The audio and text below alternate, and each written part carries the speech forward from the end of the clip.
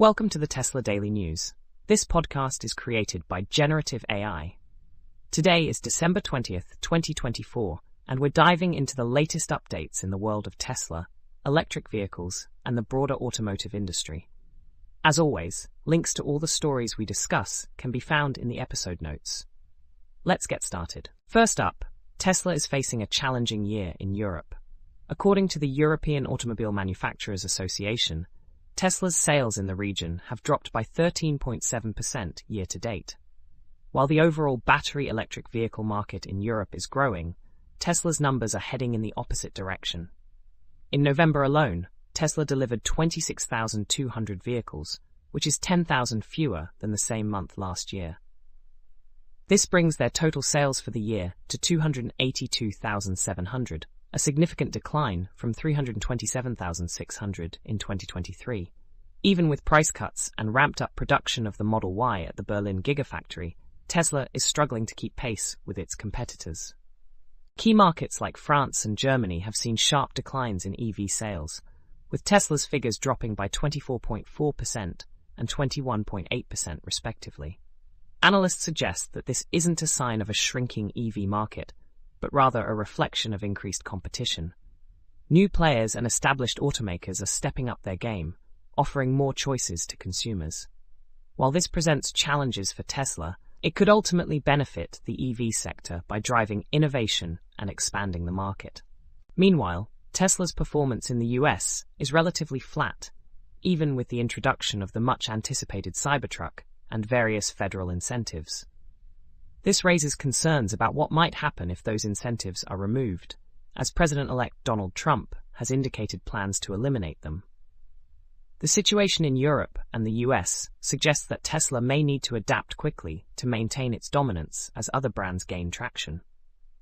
Speaking of competition, Hyundai is making waves in the US EV market with a massive $7.6 billion investment in a new factory in Georgia.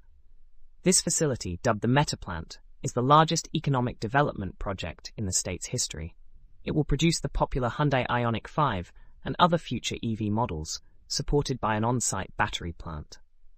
Hyundai's strategy is clear: qualify its vehicles for tax credits under the Inflation Reduction Act to make them more appealing to consumers.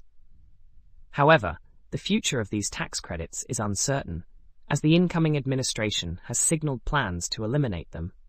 If that happens, it could slow EV sales and potentially shift consumer preferences back to traditional gas-powered vehicles. Despite these potential hurdles, Hyundai is positioning itself as a formidable competitor to Tesla.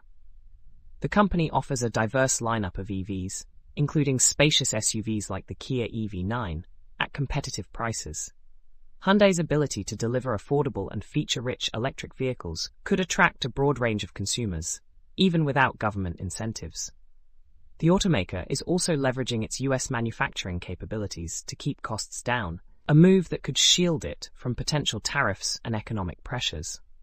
Analysts believe that affordability will be a key factor in winning over EV buyers, especially as the market becomes more crowded.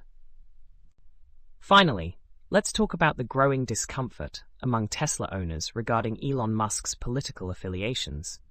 Many Tesla drivers, who often identify as socially conscious, are finding it increasingly difficult to reconcile their values with Musk's ties to Donald Trump.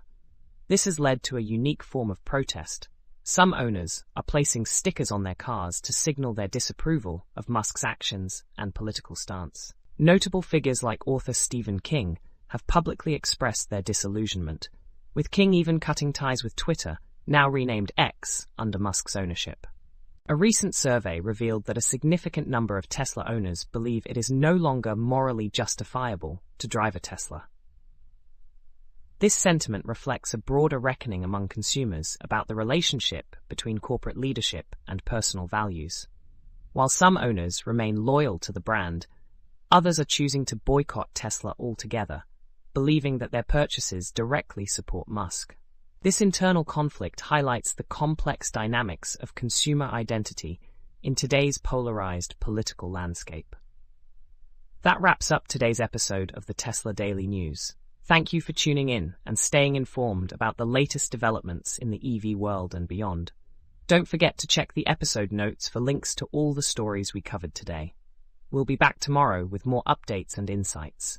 Until then, drive safe and stay curious.